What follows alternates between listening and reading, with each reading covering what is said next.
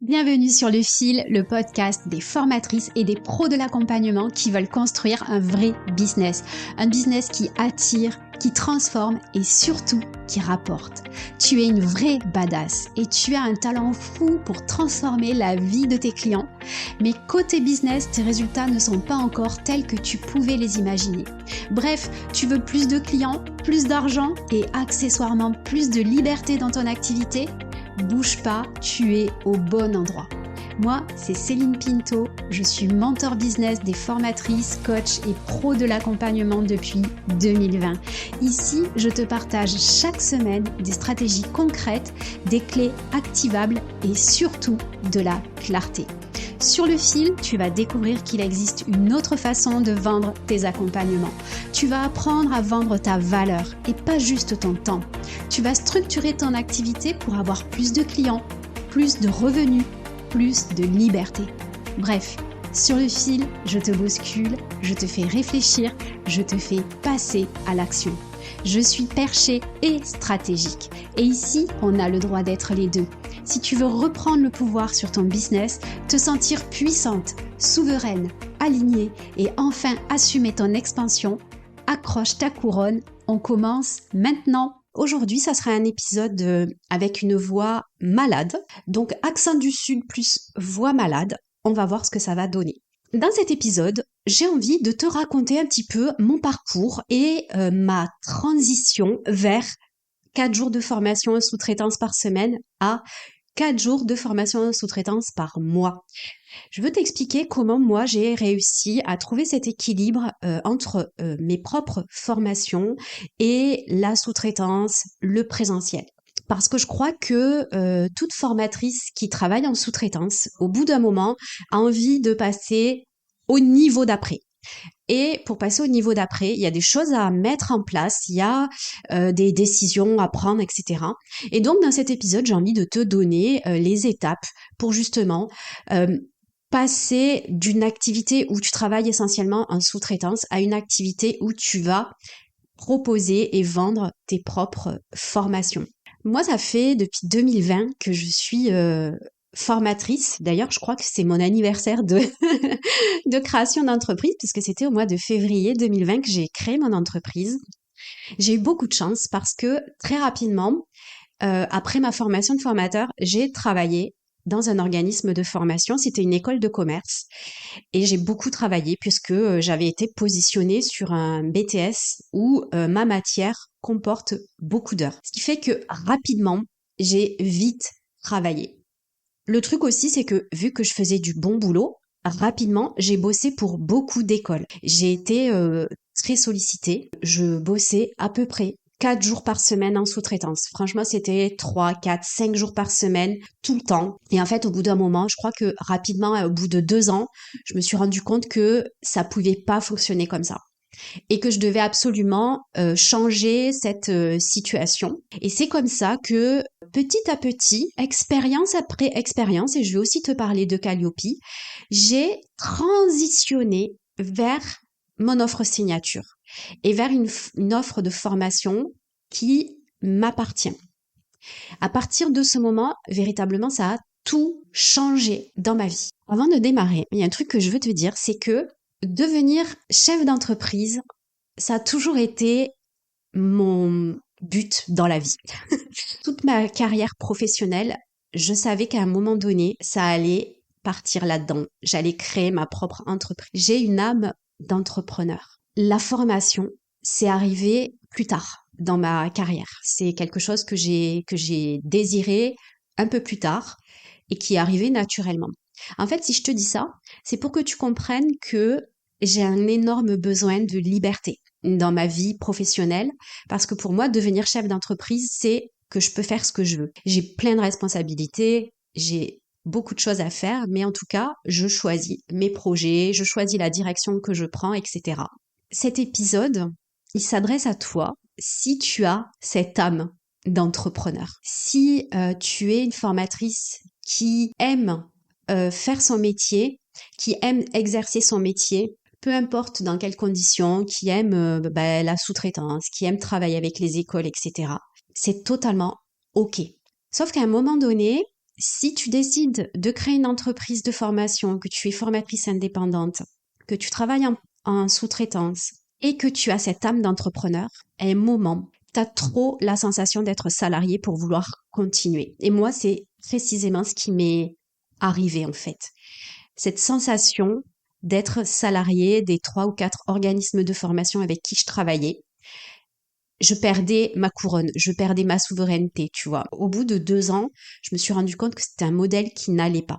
Et puis aussi, l'autre chose, c'est ce sentiment de sécurité qui peut être ressenti quand tu travailles en sous-traitance parce que tu as des partenaires de confiance, parce que ça fait longtemps que tu travailles avec telle ou telle entreprise, et puis que tu as un volume d'horaire, par exemple. Tu as cette sensation de sécurité qui est là. Sauf que la réalité, c'est que quand tu es formatrice en sous-traitance, ta sécurité, c'est un feu de paille. Le jour où l'organisme de formation avec qui tu travailles perd, par exemple, son contrat avec Pôle emploi ou son contrat cadre, etc., eh ben on peut te dire, bah, en fait, on n'a plus de boulot pour toi, on peut plus continuer à te faire travailler. Toi, tu as un contrat de sous-traitance, un contrat assez précaire qui te protège pas. Tu travailles dans une école, en ce moment il y a une baisse de l'apprentissage, une baisse des financements de l'apprentissage, ça c'était au niveau du Covid, il y avait beaucoup de financements, etc. Aujourd'hui, clairement, les écoles, elles galèrent à remplir leurs classes. Et toi, bah, si tu te retrouves par exemple sur une formation où il y a plusieurs formateurs, il y a une classe dédoublée, et que on décide d'arrêter la promo de l'année prochaine. On est en février, c'est le moment des plannings. Je ne sais pas si tu travailles dans des écoles, mais généralement c'est ça. Eh bien, tu peux te retrouver à perdre des centaines d'heures pour l'année prochaine, alors que tu es au moment des plannings et que tu n'as pas prévu de te retourner. Donc, tu vois, en fait, ce sentiment de sécurité, pour moi, c'est un feu de paille. Il n'existe pas forcément. Et ça, il faut jamais que tu l'oublies quand tu es sous-traitant, que tu restes un sous-traitant. Et c'est pour ça aussi que dans ton activité, si tu travailles beaucoup en sous-traitance, il y a un moment donné où tu vas ressentir ce problème-là de sécurité qui n'en est pas, ce problème aussi de reconnaissance où en fait tu as une variable d'ajustement. Parfois on va te demander de baisser tes prix parce que ça passe pas dans le devis. Ou alors si tu veux augmenter tes prix, on va te faire comprendre que non, en fait, on va pas augmenter tes tarifs. À un moment, tu vas devoir prendre ta couronne et créer ta propre formation, ton propre programme et le vendre toi-même. C'est ça que tu vas contrôler, développer. Le truc aussi, tu vois, quand tu travailles en sous-traitance, et ça pour moi c'est un problème, c'est que tu n'es jamais propriétaire de tes actions. Regarde, tu formes en sous-traitance et tes apprenants sont hyper contents. Ils sont contents de la formation, etc. Donc toi, tu es contente aussi parce que tu aimes bien faire du bon boulot. Ce qui va se passer, c'est que les avis clients, ils vont être déposés sur le site, sur l'espace Google de ton client à toi. Toi, tu vas pas pouvoir aller contacter les apprenants que tu as formés pour leur demander de te laisser un avis sur ton propre site internet. Tu vas faire du bon boulot pour un organisme de formation qui ne t'appartient pas. Pareil, ta communication, t'as pas le droit de parler des clients, de tes apprenants du coup. C'est pas tellement éthique de faire par exemple des études de cas dans ta communication en parlant des clients, de tes clients. Tu vas te retrouver à travailler pour un autre organisme, servir de faire valoir, si tu fais du bon boulot, pour un autre organisme, et puis délaisser ta communication. Parce que quand tu as ce sentiment de sécurité, clairement, personne va prospecter de manière naturelle ou pour le plaisir. Bon, il y en a que oui, mais la plupart, c'est non. Quand tu as ce sentiment de sécurité, tu laisses tout ce que tu es, tout ce que tu sais et tout ce que tu as à dire au profit d'un organisme avec qui tu travailles en sous-traitance. Et le problème quand tu fais ça, c'est que, et j'aime bien dire ça, c'est que tu es comme locataire de ton entreprise. Et tout ce que tu construis, c'est comme si tu faisais des travaux dans un appartement qui ne t'appartient pas. tu rends ton appartement joli en location et puis au bout de 2 ans, tu vas le rendre au propriétaire et lui, il va pouvoir augmenter le loyer parce que tu as bien bossé. Mais toi, tu es obligé de recommencer ailleurs parce que tu n'es pas propriétaire de ton appartement. Et ça, je trouve que c'est vraiment dommage. À un moment donné dans ton activité, tu vas devoir reprendre le contrôle de ton activité justement pour te construire un actif propriétaire parce que c'est ça qui va te permettre de sortir de la dépendance aux organismes de formation et aussi de diriger ton entreprise. C'est pour ça que diriger ton entreprise, il faut avoir cette âme d'entrepreneur. C'est pour ça que je crois que ce message, il s'adresse pas forcément à toutes les formatrices indépendantes. Il s'adresse à des formatrices indépendantes qui sont là pour prendre des décisions, qui veulent être souveraines, je vais encore redire ce mot, mais qui veulent pas forcément faire de compromis et qui veulent la confiance de leurs clients, qui veulent vraiment construire un actif. Qu'est-ce qui se passe aussi? C'est que dans mon parcours, j'ai choisi de diminuer la sous-traitance. Donc au bout de 2 ans, j'avais 3 ou 4 écoles. J'ai commencé à arrêter une école, puis 2 écoles. Et puis j'avais décidé de tout arrêter. Puis finalement, j'ai repris une école. Ça, c'était vraiment pour le plaisir. Et aujourd'hui, en fait, je suis dans mon bon équilibre. Je travaille 4 jours par mois en moyenne. Pour transitionner, quand j'ai choisi d'arrêter de la sous-traitance, il a fallu que je me décide à vendre mes propres formations. Et là, qu'est-ce qui se passe? Je me lance dans Calliope. Ce qui est logique parce que tous les jours, quand tu es formateur indépendant, on te dit il faut que tu aies Calliope pour pouvoir vendre tes formations. Parce que les gens, ils n'achètent pas des formations si c'est pas financé. Alors, aujourd'hui, je veux que tu questionnes cette phrase. Aujourd'hui, en France, les gens n'achètent pas de formation si c'est pas financé. La réalité, c'est que c'est faux. La réalité, c'est que il y a des gens qui payent pour leur propre formation et que tu n'as pas forcément besoin de Calliope pour vendre tes propres formations. Et d'ailleurs, Calliope, c'est la cerise sur le gâteau. C'est-à-dire que si tu es déjà capable de vendre tes propres formations sans Calliope, quand tu vas passer Calliope, si tu le fais, ça va être la cerise sur le gâteau. Mais pour moi, obtenir Calliope en se disant que grâce à ça, tu vas pouvoir vendre tes propres formations, c'est pas le bon cheminement. Avant de faire financer tes formations, tu dois rendre tes formations désirables, irrésistibles. Il faut que les gens aient envie de l'acheter. Quand j'ai décidé de vendre mes propres formations, comme tout le monde, je me suis lancée dans Calliope. C'était la grande époque du CPF juste après le Covid. Donc j'ai aussi décidé de mettre 2 de mes formations en stratégie digitale et réseaux sociaux sur la plateforme EDOF pour avoir le CPF. J'ai travaillé pendant 6 mois pour obtenir Calliope, pour obtenir les certifications. Ça m'a coûté 6 000 €.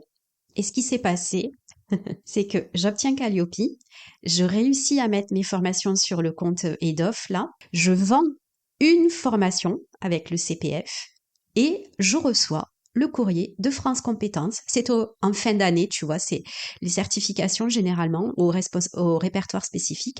Elles sont données pour 3 ans et renouvelées la plupart du temps. Sauf que là, France Compétences m'envoie un courrier en me disant vos 2 certifications là que vous avez galéré pour obtenir, en fait, on va pas les renouveler. Et ça, c'était, je crois, début novembre, un truc comme ça que j'ai reçu ce courrier. Donc ça voulait dire qu'en fait, tout ce que j'avais fait à partir du 31 décembre, je pouvais le jeter à la poubelle. Calliope, le CPF, tout ça partait à la poubelle. Parce que les règles avaient changé. Et ça, je crois que c'était en 2021 ou 2022. 4 ans après, je me rends compte que les règles continuent de changer, continuent de se durcir. Là, on est en train de parler d'un plafond à 1 500 € pour les formations au CPF. On est en train de parler du fameux reste à charge. On durcit de plus en plus les règles pour accéder au CPF, etc. Le plus facile dans l'histoire, c'est d'obtenir Calliope. Ça, c'est vrai. Les OPCO, pareil, vont diminuer les prises en charge, ils vont augmenter les contraintes. Et là, en fait, j'ai eu un choix. Et là encore, tu vois, j'ai posé ma casquette de entrepreneur pour dire, là, ça suffit. À partir de maintenant, les gens vont payer pour se former avec moi. C'est tout.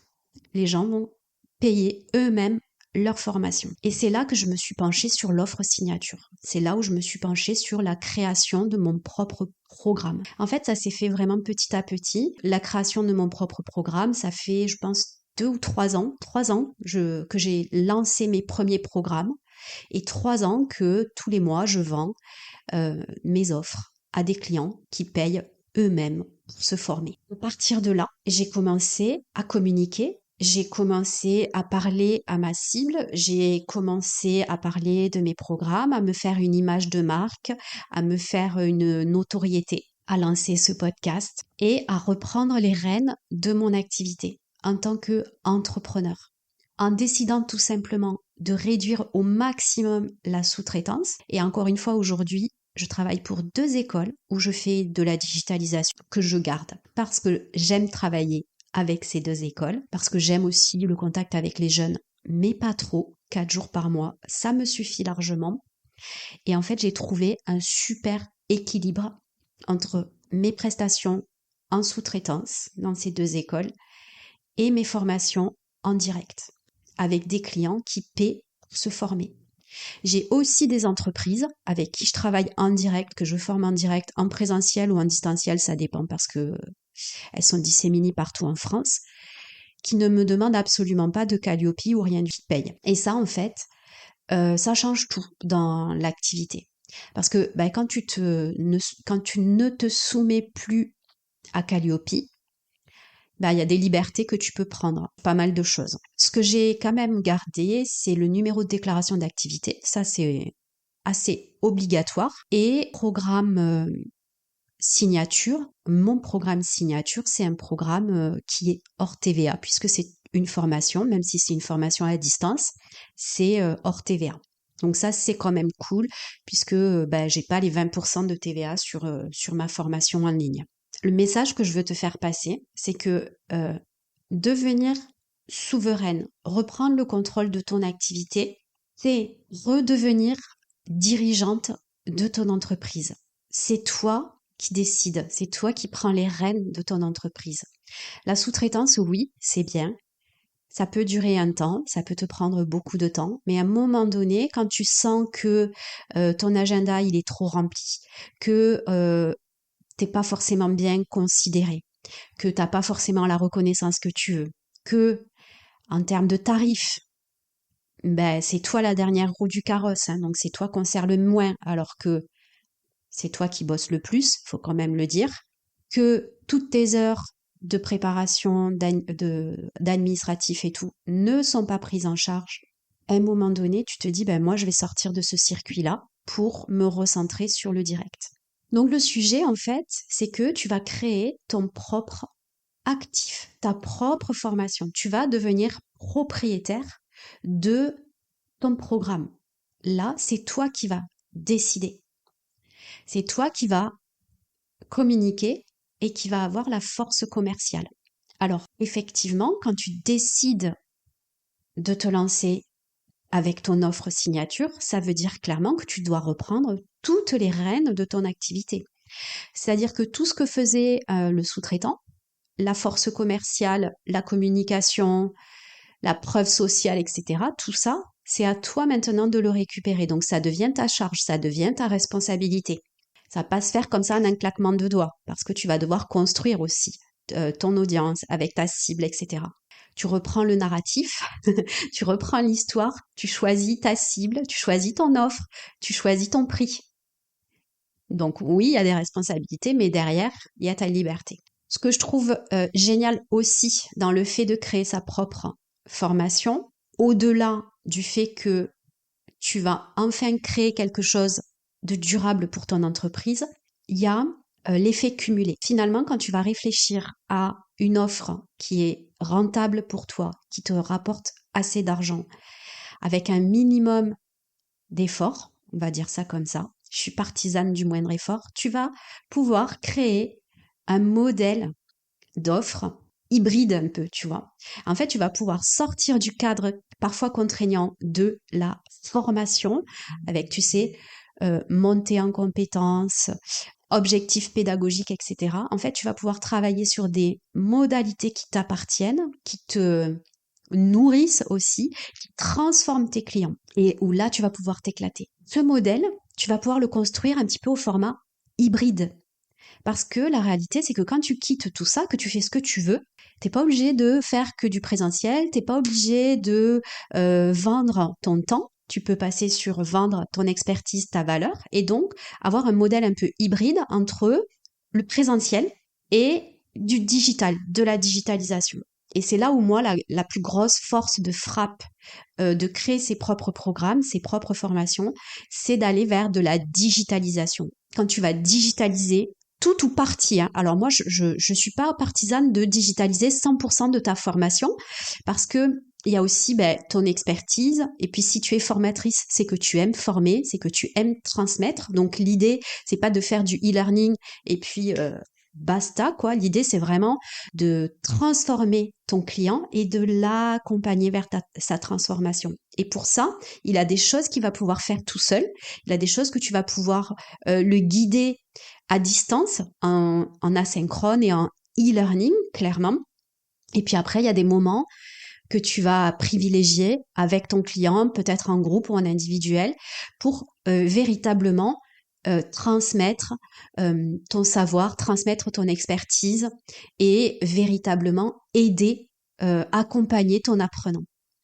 Et là, tu vois, on va sortir du cadre strict de la formation pour aller parler de transformation à travers un programme, à travers une méthode, à travers un bootcamp. Appelle ça comme tu veux, mais pour moi, on va quitter le cadre strict de la formation, montée en compétences, objectifs pédagogiques, taxonomie de Bloom et tutti quanti, tu vois.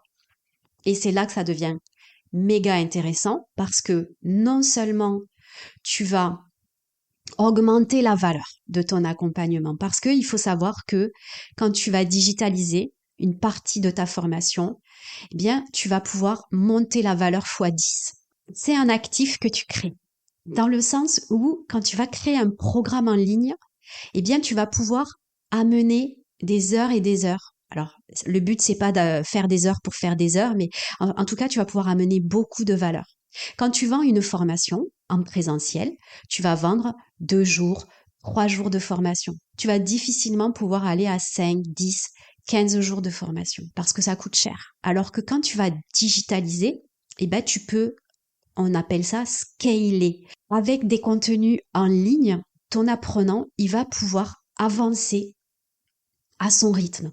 Il va pouvoir faire les exercices petit à petit. Il va pouvoir s'approprier le savoir et toi, tu vas garder des moments dédiés à la réflexion, à le retour d'expérience. Et là, c'est là que la vraie transformation, elle se joue. Mais toi, tu vas augmenter la valeur. Tu vas aussi augmenter la transformation.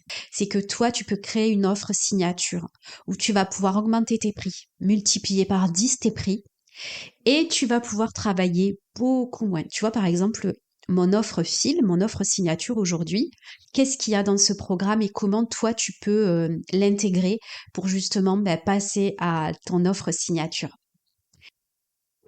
Dans mon offre fil, c'est un accompagnement qui dure 3 mois où tu vas avoir une plateforme de formation avec des étapes très claires à suivre, des exercices à faire toutes les semaines où tu es guidé grâce à du e-learning, de l'asynchrone, mais également toutes les semaines, tu as un accompagnement de groupe, un coaching, une session stratégique de groupe pour pouvoir faire ton retour d'expérience, poser toutes tes questions, vérifier si ce que tu as fait c'est OK ou pas, et avec toute mon expérience. Et le programme FIL, c'est un programme de groupe. Donc ça veut dire que de mon côté, toutes les semaines, j'ai 1 heure et demie de visio avec mes apprenants, avec tout le monde. Et il y a une visio mindset aussi avec Inès. Et c'est tout. Ce programme, il est vendu plus de 1500 €. Et la réalité, c'est que je vends une transformation. Je te fais passer d'un point A à ta situation désirée. Et moi, ça me demande 6 heures de visio en synchrone par mois. Donc là, j'augmente sensiblement mes prix et en même temps, je diminue le temps passé, tu vois, avec les apprenants en face à face. Pourquoi? Parce que j'ai digitalisé une grande partie du programme. J'ai augmenté la valeur perçue parce que ce que tu vas faire sur fil en 3 mois, c'est pas 3 jours de formation, hein, c'est beaucoup plus, il y a beaucoup plus que ça. Et du coup, la valeur perçue, elle est beaucoup plus élevée que 3 jours de formation. Et en même temps, ta transformation, elle est énorme à côté de ça. Et là, tu vois, il y a une histoire aussi de je choisis mes clients, je choisis mes prix et dans mon offre, je fais ce que je veux. Évidemment, là, je te parle de mon offre signature, de comment moi je l'ai construite. À toi maintenant de construire l'offre signature qui te correspond à 100%, avec les modalités que tu vas choisir, la durée que tu vas choisir. Donc, si tu es une formatrice indépendante, plus indépendante que formatrice, ou en tout cas avec une âme d'entrepreneur, et que tu en as ras-le-bol de la sous-traitance, que tu veux transitionner vers un modèle plus propriétaire, un modèle qui t'appartient, avec ou sans Calliope. Tu as compris que pour moi, Calliope, c'est la cerise sur le gâteau. Donc, si ton programme, il doit être Calliope free, comme je dis, c'est OK, ça marche. Très bien. J'ai accompagné des clientes qui sont vraiment sur Calliope et il n'y a aucun souci, ça fonctionne. Et que tu veux créer ta propre offre signature, si tu veux passer d'un mode salarié à avoir ton propre actif propriétaire, moi je vais t'accompagner avec le programme Fil. Si tu écoutes encore cet épisode, sache que à partir de maintenant, je fais la promotion du programme Fil. Je veux t'expliquer ce qu'il y a dans ce programme et comment je peux t'accompagner si tu es une formatrice qui veut créer son offre signature. C'est un espace de 3 mois que tu vas t'accorder. Ça, c'est idéal pour créer ton offre signature, la lancer et la vendre. Dans cet espace, tout est fait pour que petit à petit, semaine après semaine, exercice après exercice, session stratégique après session stratégique et pas après pas, tu as créé une offre signature et tu as mis en place un système pour vendre cette offre signature de manière fluide et régulière. Et je vais rentrer un petit peu plus dans le détail. La première étape du programme, c'est déjà de savoir ce que toi tu veux dans ton activité. Depuis le début, je te parle de souveraineté, je te parle de pas faire de compromis, etc. Eh bien, dans le programme Fil, tu vas retrouver une méthode, ça c'est sûr. Par contre, cette méthode, elle doit se conformer à tes règles du jeu. Qu'est-ce que tu veux pour ton activité? Quel est le rythme que tu veux? Comment tu veux travailler? Est-ce que tu veux plus ou moins de distanciel? Est-ce que tu veux du e-learning? Est-ce que tu n'en veux pas du tout, etc. C'est toi qui fixes les règles du jeu. Comment tu as envie de vendre? Comment tu te vois travailler au quotidien dans ton activité, etc. Donc là, on va aller travailler ta vision. Qu'est-ce que tu veux pour ton entreprise? À partir de là, on va fixer un cadre. On va faire rentrer la méthode du programme Fil, du programme qui va t'aider à créer ton offre signature. On va faire rentrer la méthode dans tes règles du jeu. Pour moi, c'est très important que tu comprennes qu'il n'y a pas une solution toute faite et que tu gardes ta souveraineté. C'est toi qui décides de la manière dont tu conduis ton business, ton activité. Et ensuite, il y a 2 choses à prendre en compte. La première chose, c'est comment être sûr que tes clients de cœur, tes clients idéaux, auront envie d'acheter cette offre de leur poche. En fait, il y a une méthode qui va te permettre d'être sûr et certain que non seulement tu auras des clients pour ton offre, que tes clients auront envie de l'acheter et qui vont passer à l'action. Ça, pour moi, c'est la clé de tout. C'est que tu as absolument besoin de créer une offre, OK, qui te ressemble, qui est dans tes règles du jeu, etc. Ça, c'est sûr et certain. Mais par contre, on veut qu'elle soit irrésistible. On veut que les clients, ils aient envie de l'acheter. Sinon, ça marche pas. OK? Ça, c'est 2e étape. Pour moi, c'est vraiment le marketing avant le contenu du programme. À la fin de ce module, tu vas avoir une page de vente. qui sera créé, que tu vas pouvoir diffuser pour commencer à vendre ton offre.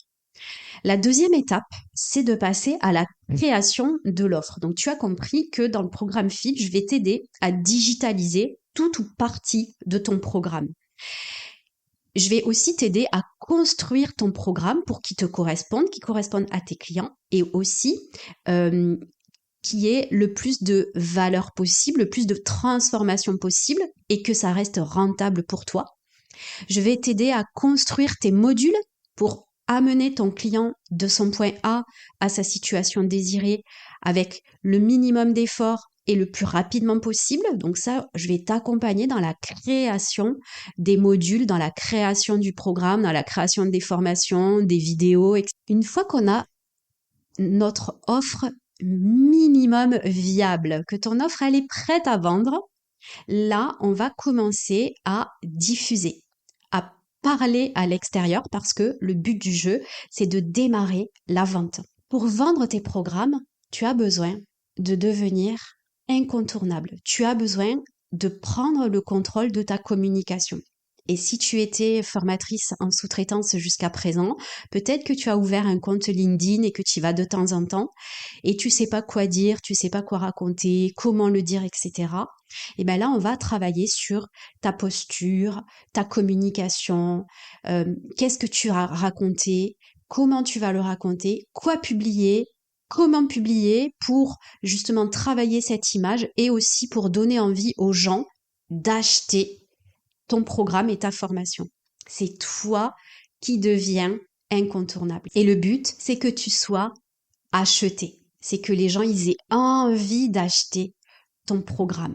Une fois que ta communication, elle est bien travaillée, que tu as commencé à refaire ton profil, par exemple sur LinkedIn ou sur Instagram, peu importe, où tu sais exactement par quel angle tu vas entrer chez tes clients pour commencer à leur parler, à leur donner confiance en toi. Et bien là, on va après mettre en place un système pour que tu puisses vendre ton offre de manière naturelle et régulière. Moi, j'aime bien travailler avec 3 systèmes d'acquisition, on appelle ça comme ça, pour que tu puisses vendre tes offres de manière fluide et régulière. Le premier système, c'est le système d'activation. C'est vraiment le système le plus simple qu'on va mettre en place et le plus efficace également. C'est celui que tu vas pouvoir mettre en place le plus vite possible parce qu'on a 3 mois. Et moi, je me donne 3 mois pour que tu trouves tes premiers clients. Donc, on va mettre en place ce système d'activation, des conversations qui te font vendre. Et puis ensuite, il y a 2 autres systèmes d'acquisition, le système que j'appelle Momentum et le système d'attraction que je vais te montrer, que je vais t'expliquer dans le détail pour que tu puisses trouver le système qui te convient parce que tu n'es pas obligé de mettre ces 2 systèmes en place en plus de l'activation. Tu peux les ajouter petit à petit à ton activité pour augmenter tes résultats. Donc tu vois, le programme FIL, c'est un programme complet et ton offre signature, c'est non seulement une offre, mais c'est aussi une posture, une vision, c'est devenir incontournable sur ton secteur d'activité, c'est être acheté plutôt que de vendre à tout prix.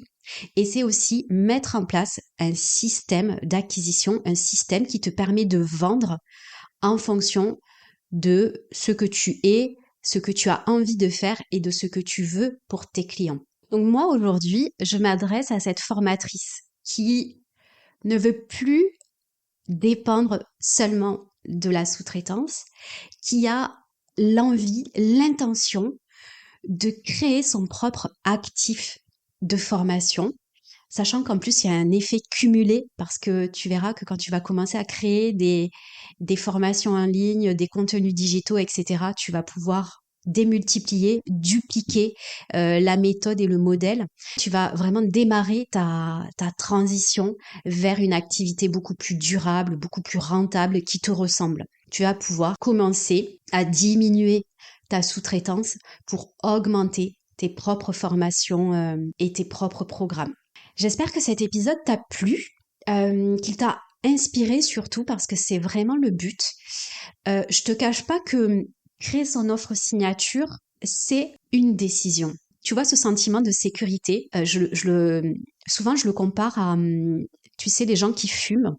et qui se disent je vais arrêter de fumer parce que sinon un jour je vais tomber malade. Et en fait, ils n'arrêtent jamais de fumer jusqu'au jour où ils tombent vraiment malades.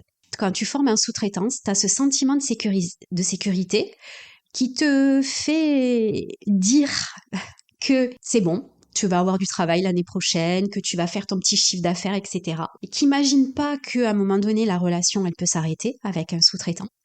Et que si par exemple, tu fais plus que 30% de ton chiffre d'affaires avec un seul organisme de formation, tu es clairement en indépendance financière, que si tu perds un de ces clients, tu perds 30% de ton chiffre d'affaires, donc potentiellement la pérennité de ton activité. Prendre la décision de créer son offre signature au moment où tu te sens en sécurité, où tu sens que les choses pourraient évoluer dans un sens que tu ne contrôles pas, c'est le meilleur moment pour te lancer.